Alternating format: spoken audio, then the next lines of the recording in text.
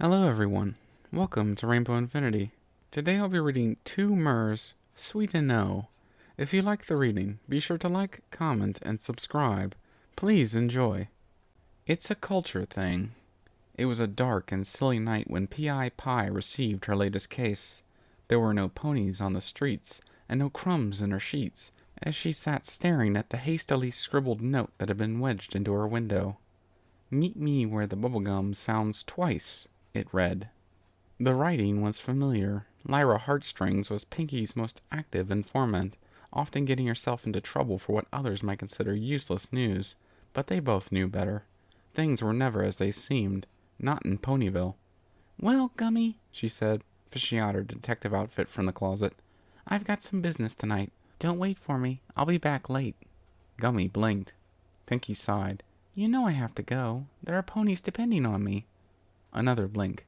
"I promise." She smiled, kissing her pet alligator's head on the way out the door. "Besides, Lyra's never led me wrong before. Everything will be fine." The train station was quiet as Pinkie approached, as expected at such a late hour. Her informant was nowhere to be seen, but the twitching in her left ear told her she wouldn't be waiting long. Right on cue, the mint-green unicorn stepped out of the shadows, her face hidden by a mask fashioned to look like her own face, complete with a papier-mâché horn covering her real one. Pinkie had to admit it was a brilliant disguise. "Were you followed?" Lyra said under her breath. "Were you?" Both mares turned to look over their respective shoulders, finding the streets just as barren as before. They sighed dejectedly at yet another night without a chance to use the coded language they had worked so hard on. They could use it anyway, but it just wouldn't be the same.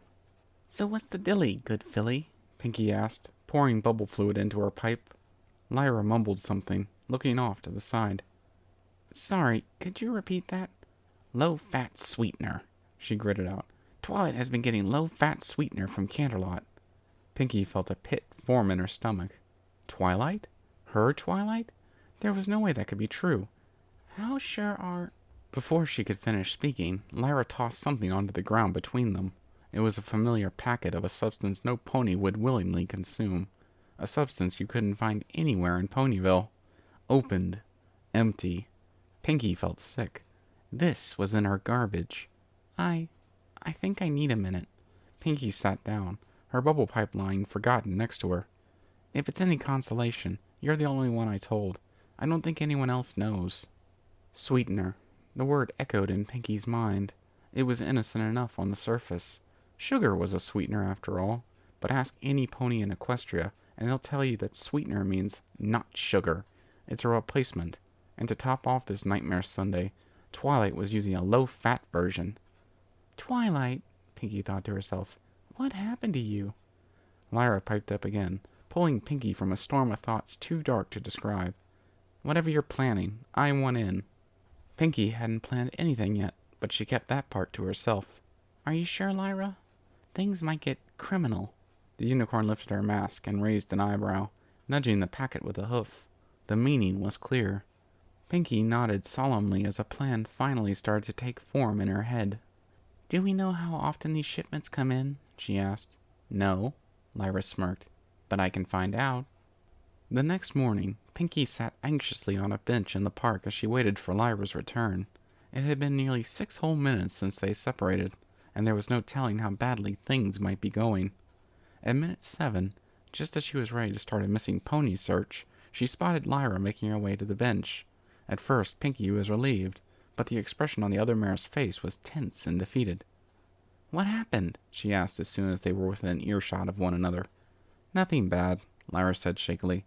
"Just had to be a little more direct than I'm used to." That didn't sound good. "How direct?" "I had to ask Spike." Pinkie winced sympathetically. She had nothing against Spike, but it was way more fun to find things out on your own without needing to ask. The fact that Lyra lasted so long before giving up was a testament to her experience. "What'd you find out?" "Shipment came in less than a week ago. They ordered a box of 200 packets." "Darn!" Pinkie stomped. "She's set for a while then. Cutting off her supply is no good." "Plan B?" Lyra suggested. "Plan B." It would be far more dangerous than simple mail fraud, but it would arguably be more effective. They had wanted to save it as the backup plan because neither was looking forward to hurting Twilight. However, it seemed like that could no longer be avoided. Both mares nodded grimly and began walking to the library. Along the way, Pinkie grabbed her stash of rope and other items. She saw Lyra shiver in the corner of her eye, but the silence held. As they approached the door of the giant tree, Lyra put on her Lyra mask.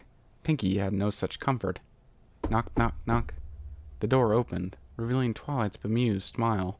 Before she could speak, a stream of water hit her in the face.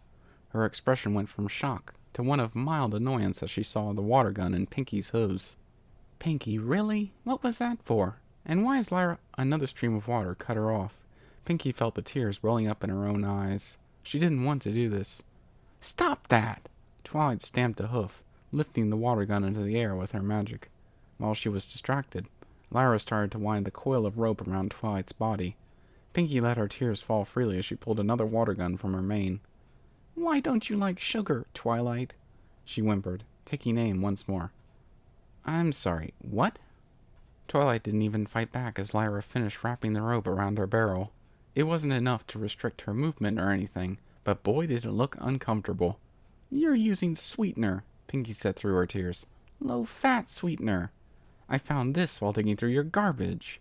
Lyra pulled out the empty packet and threw it at Twilight's hooves. Twilight was so confused. Okay, first of all, that's weird, Lyra. Second, yet another stream of water. Twilight was once again unamused. She spit out the bit that had gotten in her mouth and continued.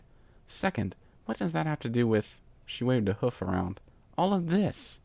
Don't play silly with us, Pinkie cried. Spike told us everything. I did? All three ponies looked behind Twilight at the confused expression of Spike as he stood there in an apron. He waved. Hey, Pinkie. Hey again, Lyra.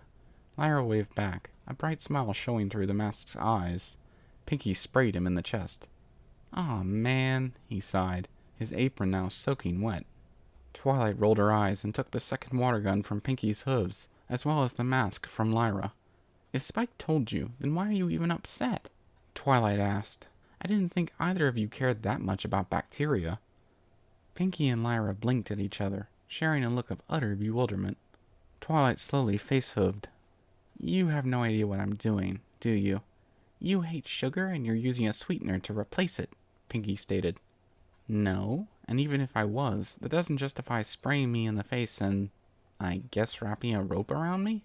She lifted the rope away, stepping out of the ineffectual loops. Darn, she's good, Lyra muttered. I told you, she's super smart, Pinkie whispered back. Since neither of you care enough to ask, I'm using the sweetener as food for several colonies of bacteria I'm studying from my gut. It would grow faster with straight sugar, and I don't want that. Pinkie took a moment to register the odd collection of words. So you still use sugar in your foodstuffs? Yes, Pinkie. Twilight deadpanned. When a recipe calls for sugar, I use it. And you're using the sweetener to grow a bioweapon. What? No. Well, now I'm even more confused. Pinkie threw her hooves in the air. What the booty butt do you need bacteria for? To study. There's a lot we can learn about how our digestive system works by studying the bacteria that live inside us. Sounds like propaganda, but okay. Lyra shrugged. As long as you're not turning into one of those weirdos that thinks sweetener actually tastes better than sugar. No, I'm not, but that still wouldn't justify. Pinkie sprayed her in the face with a third water gun. Run, Lyra! Both mares split off, leaving a lightly fuming Twilight and a sad Spike in their wake. Pinkie was left with her thoughts as she fled. Her friend wasn't a weirdo after all, just a huge nerd. Did that mean her and Lyra's actions were unjustified? Perhaps. She'd have to make it up to Twilight tomorrow. The various ideas about how she would do that brought a smile to her face. Pinkie Pie! Or maybe she should wait a couple days for that. Thank you for listening in. I hope you enjoyed the reading. Until next time, stay tuned.